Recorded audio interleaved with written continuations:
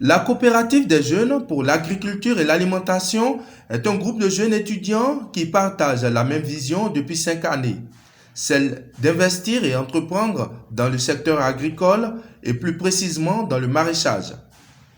Au départ, ils ont commencé cette entreprise agricole sur une portion de terre. Grâce aux revenus engrangés durant ces années, cela leur a permis de financer leurs études et d'étendre leur activité. Ils occupent aujourd'hui une grande superficie. On avait commencé on a négocié une superficie de 1000 mètres sur laquelle il fallait commencer par faire de l'entrepreneuriat. On a choisi l'option entrepreneuriat agricole. Donc sur les 1000 mètres carrés, on a mis 200 pieds de papaye solo, de variété familiale. Et dans les intervalles des papayes, on a mis des piments.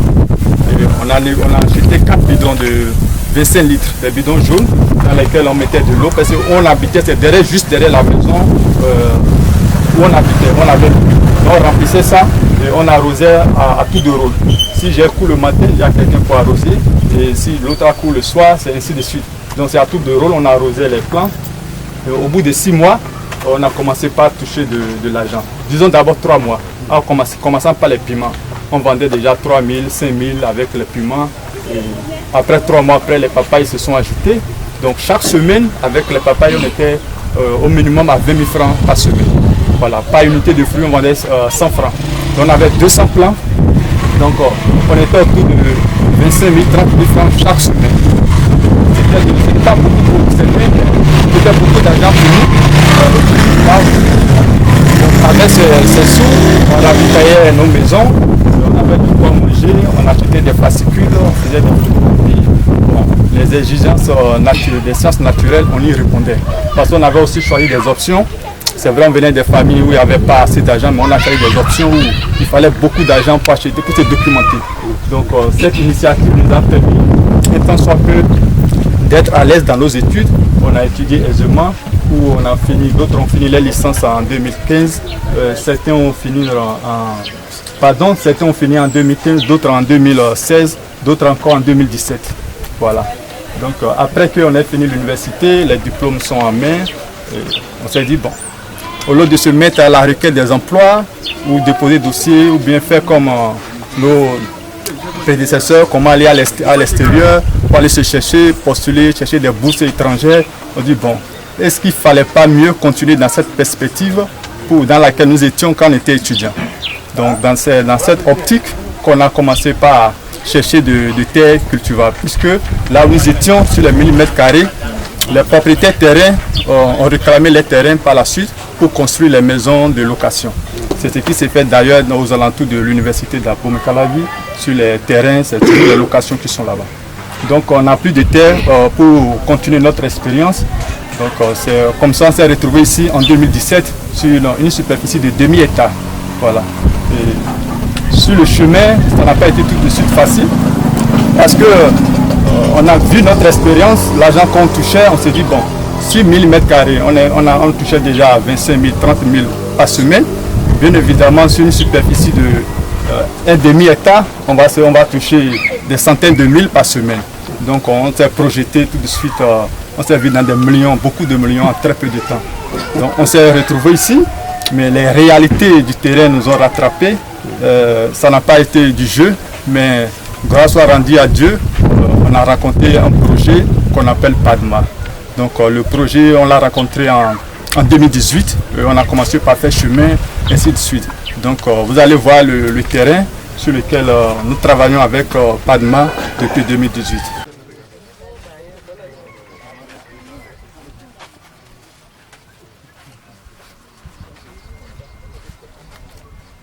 Le gouvernement béninois, à travers le ministère de l'Agriculture, de l'Élevage et de la Pêche, vient en appui aux agriculteurs.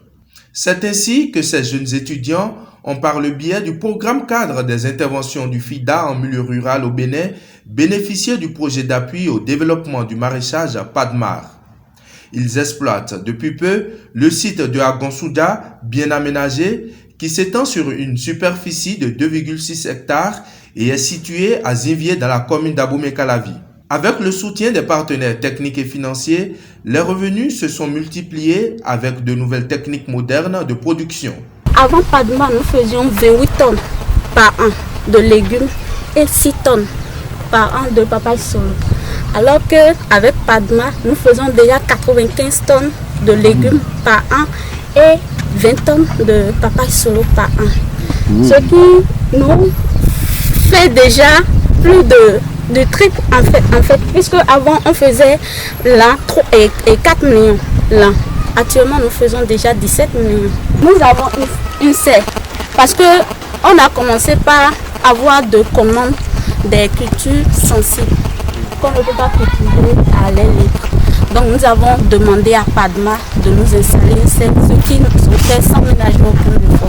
Donc ça nous va vraiment droit au cœur parce que nous les voyons toujours derrière nous, nous accompagnant dans notre objectif de vie.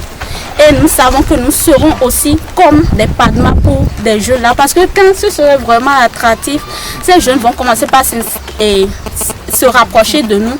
Et ce que nous ambitionnons faire, c'est d'acquérir ce domaine-là d'ici 5 ans. D'acquérir tout le domaine de 2,61 hectares là et en faire un centre de formation, d'implantation et de leadership parce que sans la mentalité, sans le changement de la mentalité, le jeune, même si tu dis je gagne, il va commencer mais tout de suite il va voir la difficulté. Donc on veut en faire un centre, on veut acquérir ici et en faire un centre de formation. Les défis à relever par la jeunesse africaine sont également dans le domaine de l'agriculture. Et ces jeunes ambitieux ont choisi d'aller vers la terre pour jouir de ses fruits, mais au prix de lourds sacrifices. Quand on parle d'agriculture, les jeunes africains se disent agriculture, difficulté. En fait, en même temps, agriculture égale la difficulté chez les jeunes africains. Alors que nous, on dit, si tout le monde dit agriculture est égale à difficulté et on laisse seulement ça aux jeunes illettrés et les vieillards, vu que l'avenir, puisque c'est ce que nous avons compris, l'avenir c'est dans l'agriculture. Vous voyez, il y a la technologie, il y a l'internet, il y a tout ça. Mais l'agriculture, quand on va suspendre l'agriculture, le monde ne survivra pas. Voilà, donc c'est ce que nous avons compris. C'est ce que nous avons compris. Donc nous nous sommes mis dedans pour vraiment les attirer. Notre objectif, c'est de gagner des millions par mois. Nous voulons être vraiment autonomes, indépendants. Voilà. Et montrer la voie aux jeunes universitaires qui laissent leur vie emporter par la mer en fait. Qui se disent, après le diplôme, il faut que j'aille au bureau. En fait, il faut nécessairement que j'aille au bureau avant de gagner ma vie. Nous disons non. Malgré nos diplômes, nous nous sommes rassemblés ici et nous faisons cette culture-là. Au niveau communal, la coopérative des jeunes pour l'agriculture et l'alimentation est appuyée par l'ATDA et d'autres partenaires pour l'atteinte de leurs objectifs. En tant que ATDA, en premier, on les avait aidés à l'organisation, à les mettre en coopérative. Et bon, il y a un règlement intérieur, un statut qui avait été mis en place. Et ensemble, on leur avait expliqué le règlement intérieur et tout est dit dedans, comment les choses doivent se passer et tout. Donc en termes d'organisation, on avait intervenu à ce niveau. À part ça, il y a également des formations que nous faisons aussi, ensemble bien sûr avec nos collègues de Padma. Donc que ce soit des formations pour les ITK, le compostage, tout ça là. Il y a également ça que nous faisons à notre niveau aussi. Et à part ça aussi, il y a un accompagnement que nous faisons en termes aussi de recherche de marché, pourquoi pas, pour les aider à se mettre en relation avec les potentiels, voilà, pour pouvoir écouler les produits. Il y a aussi la disponibilité des intrants.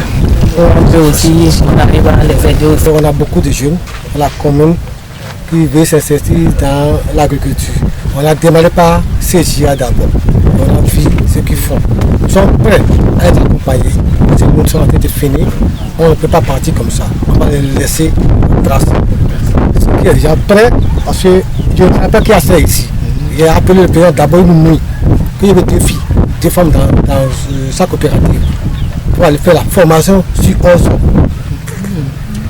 Et c'est en cours. On en a fait l'année passée pour 6 mois avec les Hollandais. La délégation du PADMAR présente sur les lieux est satisfaite de ce qu'ils ont constaté. Cela témoigne que les jeunes béninois qui ont la volonté peuvent faire mieux avec les meilleures ressources. Ce n'est pas évident que l'on sache ce que devient cet argent emprunté, que le gouvernement doit rembourser, que tout le pays doit rembourser. Lorsqu'on voit ces installations, on se rend compte qu'il y a de l'argent derrière. Ça peut rassurer le ministère des Finances sur l'argent qui est emprunté et qui doit être remboursé. Si madame était avec nous hier sur les planches, sur le levé, elle avait entendu le témoignage du producteur. On voit ce qui sort de ces prêts-là. La coopérative des jeunes pour l'agriculture et l'alimentation fait de leur rêve une réalité. Preuve que le choix d'entreprendre dans l'agriculture est toujours bénéfique. La terre est une ressource à mettre en valeur.